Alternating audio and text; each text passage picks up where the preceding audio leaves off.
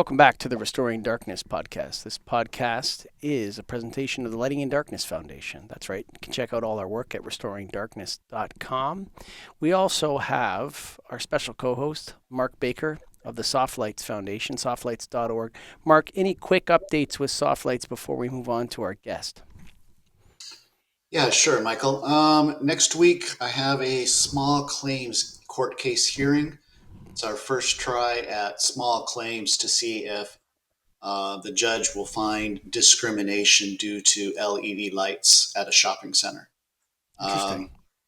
Yes, and so that'll be the first try with small claims. It'll be, if we can be successful in small claims, it'll be faster and more efficient for us to file small claims cases for discrimination due to LED lights. And today's guest, Johanna Wilson. She's a seasoned business management professional with a focus in business administrations, operations, and regulatory affairs. She is deeply committed to her community, regularly volunteering for organizations in women's leadership and human trafficking prevention. She lives in the Pacific Northwest with her husband and Boxer Lab mix, Kingsley. She's on LinkedIn. You can check her out there. We'll link to her bio in the Restoring Darkness podcast website.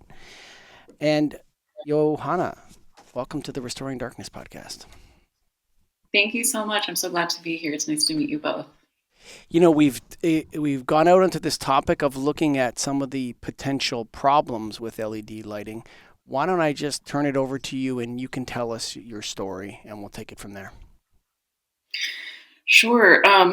So I myself never really noticed a sensitivity to any type of lighting until about 10 years ago. And I remember distinctly driving down Highway 101 in Northern California, going south at night, and it was raining.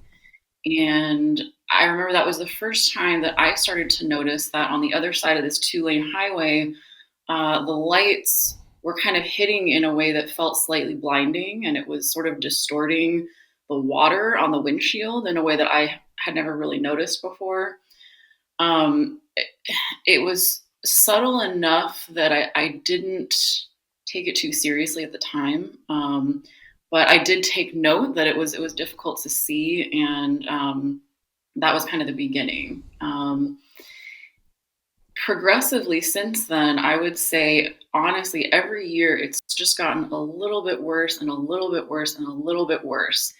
And for the longest time, I thought that I had an eye problem. I thought I was developing some sort of an eye issue. And so I started going to the doctor to get my eyes checked. And I've always been a little bit nearsighted. So, that's a thing. But all of the doctor's appointments that, I made year after year after year, trying to see different doctors because none of the solutions that were offered were fixing the problem. Finally, my last appointment that I had, which was actually about 3 weeks ago, I was finally able to see an actual ophthalmologist, not just an optometrist, but an ophthalmologist that does the surgeries and can perform the more rigorous testing and all of that. And she basically, told me finally, there's nothing wrong with your eyes. This is a lighting problem. There is a light problem out there, and you're not the only one that has this issue. And unfortunately, there's just not a lot that we can do because it's not your eyes. And aside from the medical side of it, I would say about 3 to 4 years ago was the point that I reached on the road at night where I could no longer drive safely on the freeway at night, particularly when it was raining. There's something with water combined with these LED lights that makes it particularly incredibly dangerous. And I just had a moment where I had to pull over off of the freeway because I could not see anything. It was like the lights coming towards me from the other side of the freeway, and then the lights behind me that were just in my rearview mirrors, which you have to be able to look in order to change lanes safely. You can't really avoid, having your eyes on the road the way you're supposed to drive safely. But it was just so blinding that I had to pull over and spend 2 hours on the side of the road trying to figure out how I was going to get home. Um, Wow. and since then, I've actually actively avoided driving at night. Um, and I'm someone there's nothing wrong with my eyes, but Hmm. I can't drive at night because the lights are so blinding. And I would say probably in this moment, the biggest impact this is having on my life is, and I would say if you were to count the number of people that are probably also in this position, it probably has a significant impact on the economy as well. I was laid off from my last job in April, and I've been searching for a job since then with no luck yet. But this problem has really, really limited my job options, and at the moment, the job market isn't great. I would say it's been a lot harder to find something than it ever has been for me in the past. And combined with that, because I'm afraid to drive at night, because I can't see from these lights, that it's really like limited my scope of like, where I can apply. And I'm someone that has a lot of experience in business. I have a really diverse skill set. I should be someone that, would be a viable candidate for many, many different companies. But because of this light issue, my world has just sort of shrunk into a very like much smaller place. So So the symptoms is a lack of visual acuity. So when you're driving, you can't see. Is there any pain symptoms? Is there any irritation, or is it just that at night the lights are destroying your visual acuity? yeah, I am not a person who gets pain or headaches. I've never had headaches my entire life, so that's never been an issue for me. But it's definitely just the visual acuity, just the sheer power of those LEDs at the volume that they're at floods my entire vision to the point where everything just almost looks white, and it's like a giant camera flash, like back in the day when we used normal cameras, and a camera would flash and that imprint of the light would be in your eyes for a short time, just a little square. Now, I get on the road at night and it's like that times 1,000. It's like one big GMC truck driving towards me, or a RAV4 made in the last 3 or 4 years, and the imprint of the light sits there for like, I would say at least 2 to 3 seconds, before it dissipates and I can kind of see again, which 2 to 3 seconds is a long time when you're It is going when, especially when you're going 65 60 miles an miles per. hour. Yeah, exactly. Um, Exactly. Yeah. and you said that your ophthalmologist has reported that you're not the first case that she's come across like this. No, no. And I've had other doctors say that as well. But she was the first person to kind of say concisely, we can't really do anything for you, other than, I've found things through my own research that help a tiny bit, but not enough to make a big difference. But yeah, she was very overt in her opinion that this was a light problem. A lot of people complain about it, particularly people with lighter eyes are a little bit more sensitive to it. Although she also said that those with melanated eyes can also have this issue. It's not just light eyes, though. The light eyes are more susceptible because we absorb light more readily, I think, than the more melanated eyes do. Mark, we know that Yeah. headlights are an issue. Um, Yeah. I mean, that's almost not even a question. My my before I turn it over to you, because I know that you have lots of experience in that realm and in other realms. I want to ask you, Johanna, the reflection from the streetlights. So, what you're claiming and what the purpose of the streetlights are totally at odds with one another. Okay? Mm-hmm. So, these streetlights are put in place in order so people can see better and to prevent accidents. Okay? But what you're saying is that the opposite is true for you, and your doctor says many other people. Mm-hmm.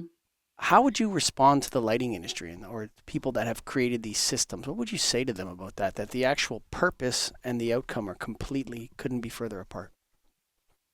Yeah, absolutely. I mean, the only conclusion I can really come to is that they did not deploy rigorous testing with any of these devices or any of these lights before unleashing them upon the general public.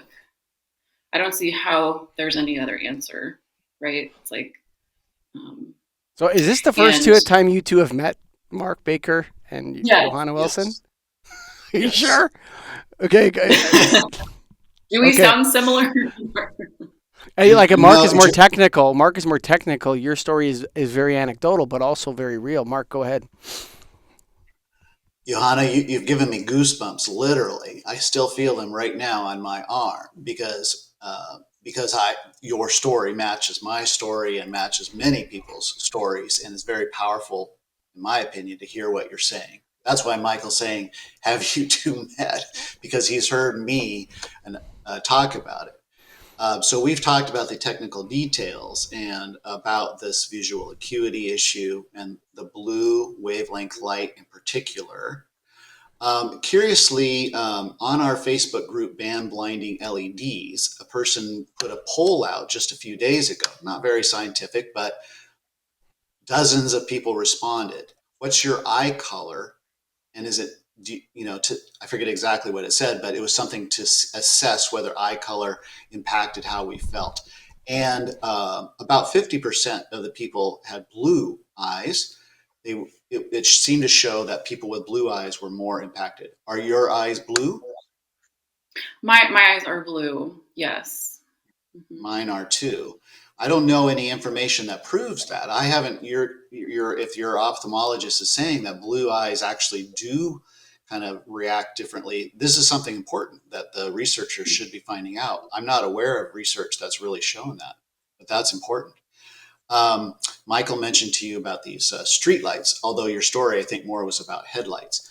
If you go into, let's say, maybe you haven't even done it, but let's say you've gone into a downtown area, you might find street lights, headlights, floodlights, gas station lights. Do you feel that they all combine together just from this light coming from everywhere? They do, and obviously it matters where they're pointed. So, when I'm driving, the headlights are pointed much more directly in my eyes, whereas, some of the street lights, they're not, many of them aren't pointed directly in my eyes, but the ones that are, like the ones that are maybe mounted on the side of a building or things like that, definitely contribute to the problem. They certainly don't help. They're the same type of blinding, sort of laser focused type of light. And then the other thing, myself living in the Pacific Northwest, we're a very rainy area, so we get about 9 months of rain out of the year. It's going to start raining here in a couple weeks, and it's going to keep raining until probably the end of June of next year. So almost every day. It's a lot of rain. And the why that matters here is, in addition to the fact that road maintenance is a factor as well, reflectors on the road, things like that. Places where the roads are better maintained might have a little bit less of a problem, but places like here where our roads really aren't maintained that well, we don't have a lot of reflectors on the road. And so what happens when it rains is you've got a 4-lane highway and it turns into, while it's raining, a giant sheet of black, pure black sheet that just everything merges together. There are no lanes. You can't see any lanes because the lights that are coming down, whether they're coming down from street lights or whether they're being reflected from the lights that are on the road create then a glare, like a reflection of that light. And it's like, it's just a sheet of um, undefinable mass that you are trying to drive at high speeds on with all of these other cars. Um, so that's another part of it. And so yeah, so I would say, the lights coming from above, I would impact that. Probably just as much as the headlights on the road, because it creates that reflection when it's raining. So I'll throw out, I'm not an expert on this topic, but I'll throw out the word, I believe it's pronounced Rayleigh scattering. So hmm. the light that comes through the atmosphere, the reason it's blue up there is due to this Rayleigh scattering. And I hope I'm pronouncing that correctly. And through the raindrops, the same thing. Blue is the most energetic light. And so it's the one that gets through, scatters in our eyes, and is causing this glare that you mentioned. Uh, Also, the cause of your 2 to 3 seconds, or could be worse, where you can't see at all, is due to our rod cells bleaching.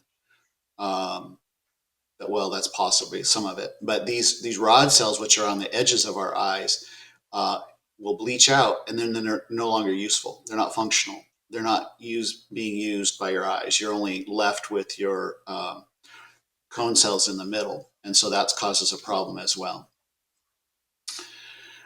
You're very eloquent in explaining this topic. Have you been sort of what's the word? Worrying about it? Have you been? Has it been bothering you? This idea, this problem? Are you pondering this? Is it in your thoughts during, from day to day? Yeah, absolutely. And I just have to say, hearing even like empathy and ability to relate from both of you, your responses to me are so relieving, because I felt like I was crazy for the longest time trying to figure out what the problem was here. And yes, and I do worry about it. It's been a really big challenge for me for the past 6 months, like particularly as it relates to looking for a job, because um, you know that feeling of when you're unemployed and you're looking, and you've got kind of that stress on your back of I have to find something, and it has to like kind of fit these parameters. And when that's limited, that does cause stress. And yeah, and also just I've kind of vacillated between a feeling of sort of like anger at the injustice that this is even a problem. Like, why is this Yeah. even happening? How, who, and I've worked with government regulators on a lot of different things in my career, and knowing how tightly they regulate certain things, and how engaged they are in the regulation of so many things, to see this happening is really disappointing to me. And I'm completely flabbergasted as to how this not only flew under the radar, but continues to proliferate and get bigger and bigger as more of these cars enter the roadway. And it makes it, more and more difficult to fix. I think the longer they wait to to enforce the regulations, the harder I think it's going to be to fix the problem, because at a certain point, all the cars on the road and all the lights that are out there are going to be, you know, replaced with LEDs, because we've all kind of been going down this road of LEDs are better for one reason or another, without any consideration to the impact on our biology, to the impact on the environment, to the impact on, you know, just what we need to function.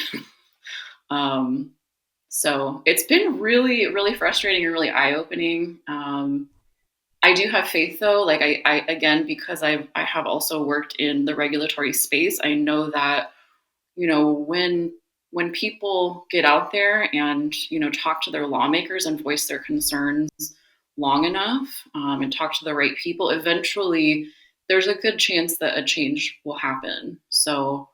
Uh, so I do have faith that that's possible. I think you've conveyed your message in an extremely credible fashion, which is not always the case, Mark, when we come across.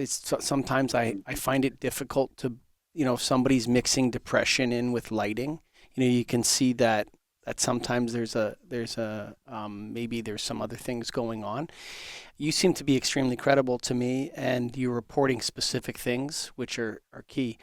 I think there's going to be a hit put out on me on the lighting industry. I'm looking over at my producer because I just released a podcast called The Lighting Industry Deep State, on my other podcast called Get a Grip on Lighting. And what we've seen, and maybe you can comment on this, Johanna, is we've seen the lighting industry used as a nail for the climate change hammer. And every time they want to mitigate climate change, they turn to the lighting industry and they do something. And what I've coined as the lighting industry deep state is extremely focused on lumens per watt and having the highest amount of light come out of the light fixture at any given time. And that was the priority for years in the lighting industry, almost a decade, and it still continues to have a legacy effect on everything: energy efficiency, energy efficiency, energy efficiency.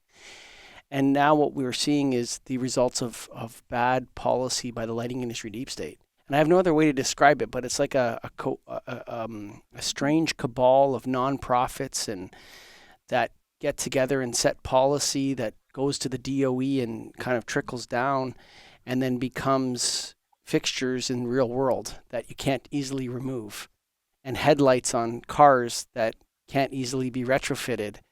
And so you have this persistent problem.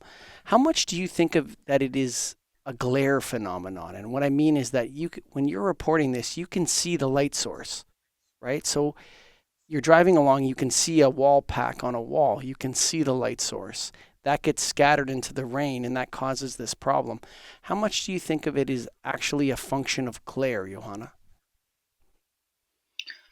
Can you reframe and get a little bit more specific with what you mean by that? Okay, so for example, when my belief in outdoor lighting is that you should not be able to see the light source. And what I mean by that is the LED array. Now, Mark and I differ on this because I'm not anti-LED, and Mark is quite frankly anti-LED, 100%.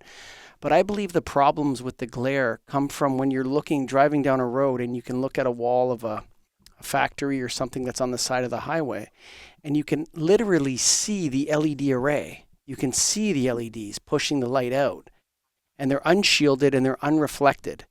And when this comes out of a fixture on a roadway, when you're driving along, you can see the light, the source of the light. And when you can see that source of the light, what that means is you're directly being impacted by those laser beams that you talk about. Mark and Johanna brought them up as well. This laser beam effect, and when it's raining or whatever, that gets scattered and blurs your vision. That's a type of glare. That's glare, right? It's like when someone talked about the picture. That's a glare, right? A light source going directly into your eyes, blinding you. So it's almost like like if you had an LED bulb, like the difference between those quote unquote Edison bulbs that are completely clear, an LED version of that versus an LED, the same type of LED bulb that might have a frost over it, or which will sort of diffuse the glare just a little bit. You got it. What's happening there? So an older light source like incandescent or high pressure sodium or low pressure sodium, these other light sources, what they use is a reflected surface. So the light is generated, it then comes out of the bulb or tube in all different directions. It hits a reflector, kind of mixes, and I'm using kind of not technical jargon to say this, but it mixes and it comes out as sort of a solid beam of light. With the case of LEDs, what you're encountering is like direct laser beams of light coming at you, and Mark would be able to explain it technically what's happening there with the flat surface. But I feel like your problem is largely associated with glare. And when that glare exits a light fixture and you can see the source, whether it be the street light, the car behind you, or the wall beside you, that glare scatters your vision and you can't see. Yeah, it definitely feels like I agree. I think glare probably is the right word. It feels like uh, a full charge of light just coming at you in a way that kind of just encompasses your entire like peripherals even. Mm-hmm. And you can see where it's coming from, but it's so bright, and just the way that it's charged towards the eyes, it is disorienting. You know what I mean? It's like you look at that's why you don't look at the sun. You know, the sun is too bright to look at. So there are certain. I mean, we've always been taught don't stare at the sun. Mm-hmm. It's like now all of the lights that we have are, you know, they're kind of mimicking that the experience of looking at this. I mean, the sun is obviously stronger, but I mean, these lights are competing to try to get where the sun is, almost is what it feels like, with that glare and with that brightness. And I would say also with um, the different groups that are invested in LEDs, that I think I would say it's okay to be wrong, and all of these groups, Yes. I'm going to give them the benefit of the doubt that they believe in improving the environment. I don't know if that's true for every single one of them, but I'm going to give them the benefit of the doubt that they're doing what they do to make the world a better place and to improve the world, just the physical atmosphere for animals, plants, and people. Now, if that's true, like thinking about the concept of biodiversity, and an example of biodiversity would be, you're growing tomatoes, and there's a certain worm that likes to eat your tomatoes, but there's another predator bug that likes to eat those worms. And if the food chain is intact, and if we have the correct biodiversity sort of environment that's sort of the natural state, then the right predatory bugs are going to eat the pests that are going to eat our food. And that's just like a small example of what biodiversity is. So when you think about that in terms of lighting, the way that these LEDs are impacting people's circadian rhythms, animal circadian rhythms, the growth of certain types of plants, Mm-hmm. being able to grow in the natural way that they should be growing. Mm-hmm.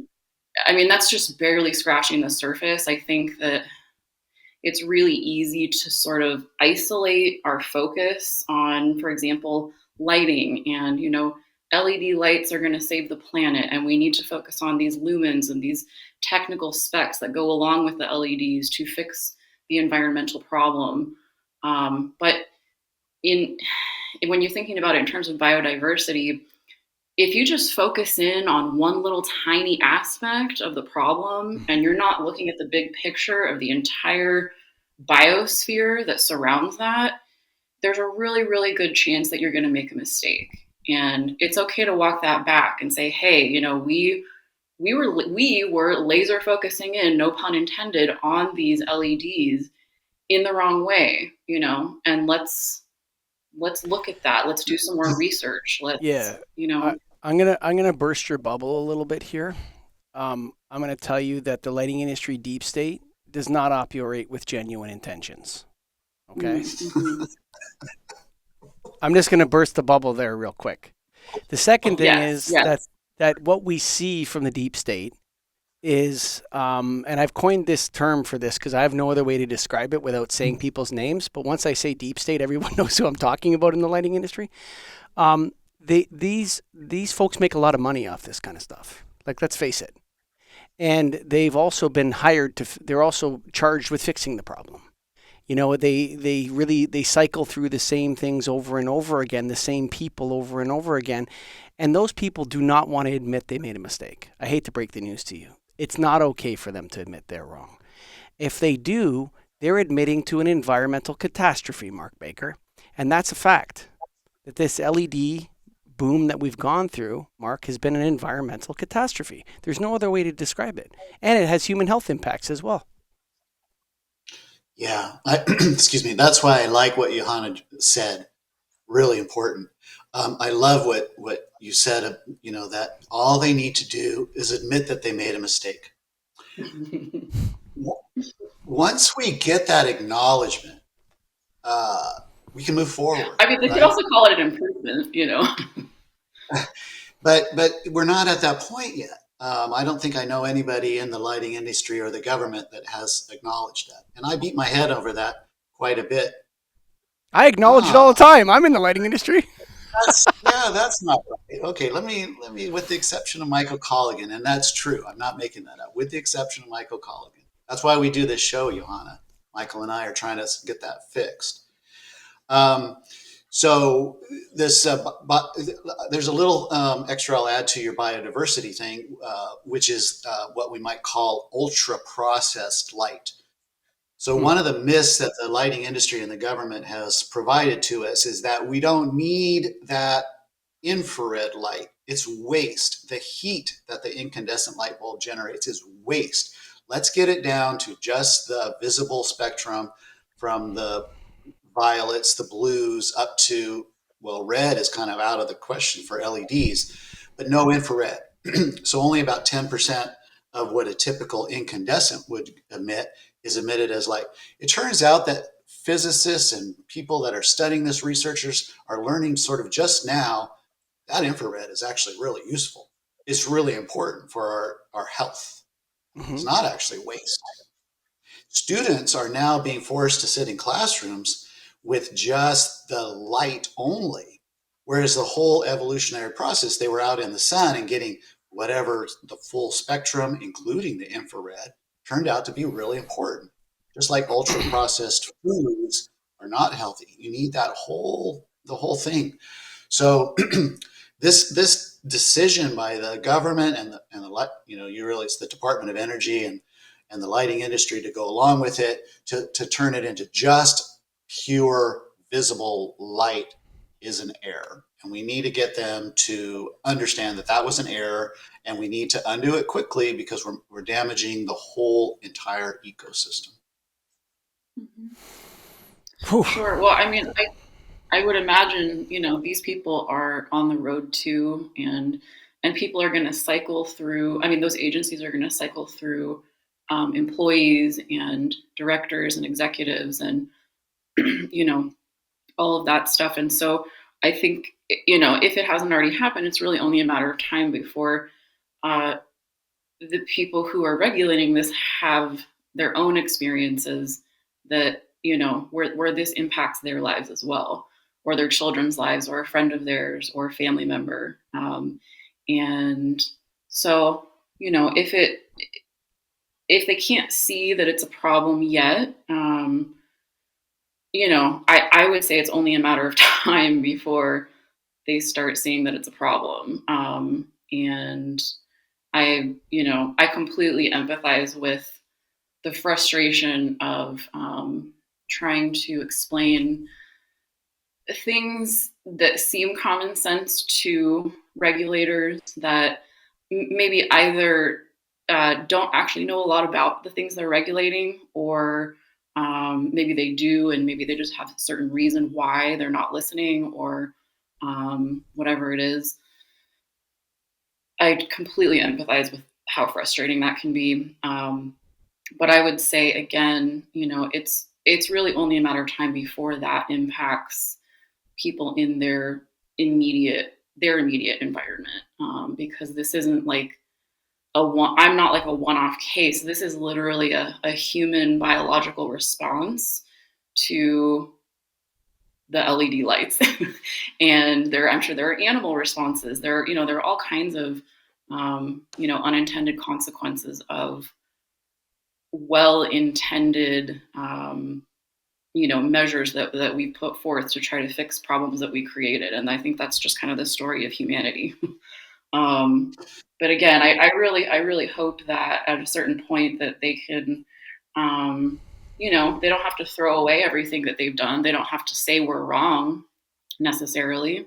Just say, hey, you know, we paved this road and we're gonna make new improvements. And the new improvements can be like, just look at what happens with diet. You know, in the 80s they were telling everybody to stay away from fat, don't eat everything fat free. And now they're telling everybody to eat fat. So it's like, you know, Yeah, I mean, there's a lot of oh, lies. Some of these things are generational. They have to. The mhm, generation has to leave.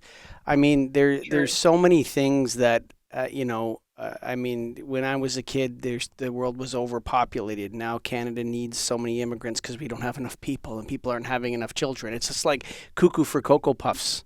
When I hear it, sometimes it's like, how can you say those two things at the same time? And there's so many examples of this that can. This is why I call it the deep state, though, because the solution, is devised by the same people who want to make money off the problem again, right? And what they want to do is zero in on one metric. They want to put a label on the fixture that has that metric on it. And you see this from multiple different organizations out there where they're all trying to make a quick buck. This is what I'm saying to everybody. It's not that Michael Colligan wants to make a quick buck selling light fixtures to people. It's that people behind the light fixture taxing everybody want to make a quick buck on one metric or the other, whether it be lumens per watt or some new glare rating. And nobody's stepping back and doing what Mark Baker has advocated for a long time, which is have the FDA do their job without anybody making money because they're supposed to be the government doing it. Is that correct, Mark? Did I summarize it correctly? Absolutely right. Um, Johanna, in case you didn't know, I have filed a lawsuit against the Food and Drug Administration in the United States. It's their job to regulate the light because it's electromagnetic radiation coming from an electronic product. So there is a specific law that Congress passed in 1968 directing the FDA to do that, and they're not doing their job. So our first hearing is coming up September 19th. So it's going to be kind of a big deal where the court is going to weigh in and say whether the case can proceed forward or not, and the FDA may need to do their job. So Johanna, would you say to government officials, like there's a lot of discussion about whether the government should be in your life or out of your life in America, right? Should there be regulation, overregulation, government overreach? What would you tell the government? What would you tell them here? It sounds to me like, would you like some regulation in this case? Yes. I would. And I agree, it's like you have to have a balance, of course, because, that can go too far and it can be too little. So I think we're all, with all things, we're always trying to figure out how to take the middle road. So it's not too far on one side or another. But in this case, because it is a life or death situation for many of us, and now I can't drive at night. There's nothing wrong with my eyes, and I can't drive at night because Right. if I try, literally feel like I might die on the road. That's how it feels to me because I can't see for too long of a period while I'm driving at high speeds because of these LED lights. So and I'm not a scared person, and I'll get out there and do what I need to do, but I'm not on the road at night because I don't want to die. And I would say because of that, I think regulation of standards around manufacturing and what's acceptable for automakers and just lights on the road in each state is imperative. Not only to prevent death, but also in the state of our economy right now, it's probably a great way to reduce car insurance. One of the biggest issues for people right now is the cost of insurance, homeowners insurance, car insurance. And sometimes it's just that little bit, like the straw that breaks the camel's back for people financially, to where, they might, you don't really know how people are going to respond. And as far as car insurance goes, like, that that could lower the probability of accidents. I The last business I worked for, we were had a home delivery component to our company, and our car insurance rates for our employees just like skyrocketed over the course of about 6 months. And so I talked to our insurance agent. I said, why is insurance so much more expensive all of a sudden? And she said it's because of the increased accidents that are just in general happening. There's a much higher rate of accidents on the road, and that is why your insurance is going up. Now, why those accidents are happening, that's a question.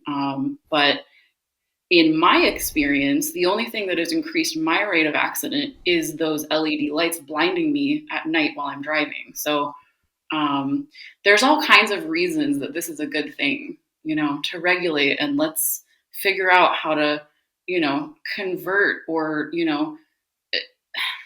promote innovation, have a college do some research on, some substitutes or like why did we stop innovating at these LED lights that blind people, like Right, I so agree yeah. with you. Quick question technically. So we talked about headlights, street lights, floodlights, and stuff. Do you have any experiences with the LED flashing lights, like the amber ones where there's construction, a utility truck, or maybe like a fire truck or a police car at the side of the road? Have you had experience with those? Yes. The most prolific, what I would say would be police cars. Mm-hmm.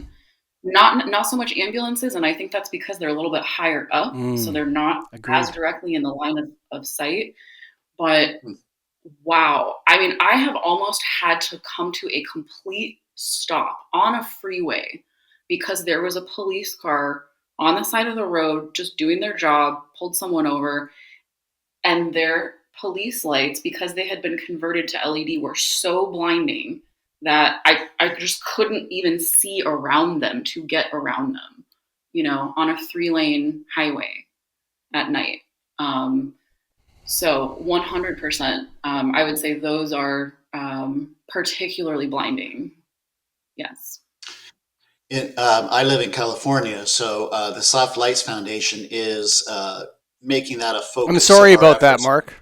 I'm just California? joking. Just joking. All right. Thanks for the joke, Michael. The regulatory wise, it turns out, so these are called supplemental flashing lights. So if it's a blinker on a car that came from the original equipment manufacturer, that's regulated by the National Highway Traffic Safety Administration, NHTSA, at the federal level.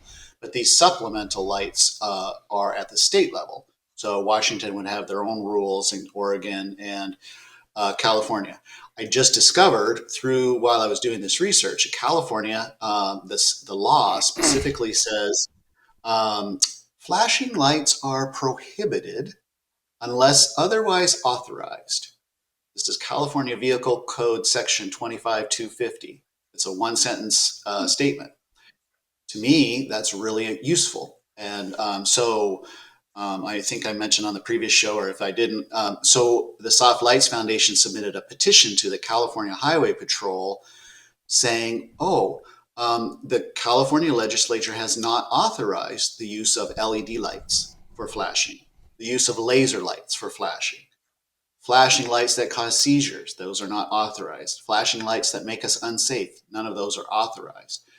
And so we're going to try to get the California Highway Patrol to acknowledge this. And I've been sending letters to cities letting them know that, oh, did you know nobody authorized these LED flashing lights in California? New York turns out to be the same. So that's one of our efforts, is to try to get, because it's up to the states to regulate the supplemental flashing lights. The problem, the problem with all of this, and and we're coming up on the close of the show in a second, but I've never seen a politician admit they were wrong. I don't know if I'm maybe on a regulatory issue. Maybe I'm trying to recall my memory. Number two, this Byzantium organization of states and federal governments and provincial governments and all this kind of stuff everywhere is a huge part of the problem. The fact that you have to navigate, like you can't sell a light bulb from Ontario into Quebec or vice versa. You can't ship a light. These all these different regulations at different levels is part of the problem. Which is why when you talk about the FDA, I really think that they need to step up and do their job, Mark, and get everything done. Yeah. Johanna Wilson, thank you for being a guest and sharing your story with us here on the Restoring Darkness podcast. I'd like to urge everyone, if you want to find out more about this, we put out a bi-weekly summary of all the news related to this topic called the Darkness News Update on restoringdarkness.com. You can subscribe there. There's also the podcast, restoringdarkness.com. And I'm really, really proud of the work that Mark Baker's done. You're courageous, Mark, and you're working hard, and I really applaud your efforts. Johanna Wilson, do you have any final thoughts for the Restoring Darkness listeners? I just want to say thank you so much. This podcast, when I first listened to it, it just kind of gave me a little bit of hope that some changes might be possible here. And Mark, I also would like to thank you for doing this. And this podcast is really fascinating. So I would encourage people to listen to some other episodes. And when I kind of started going through them, I learned a lot. So yeah, really appreciate it. Well, thank you for that. This podcast has a long tail, folks. What that means is all the older episodes are still really interesting. It's not a current events show, so you can go back and listen to episode number 9 or number 10. It's called a long tail podcast, which means that lots of people listen to older episodes of this show all the time, and we see it in our numbers. So go to restoringdarkness.com, check it out. Of course, you out there, all you darkness fanatics and night preservation people and dark sky people, thank you for listening. Bye for now.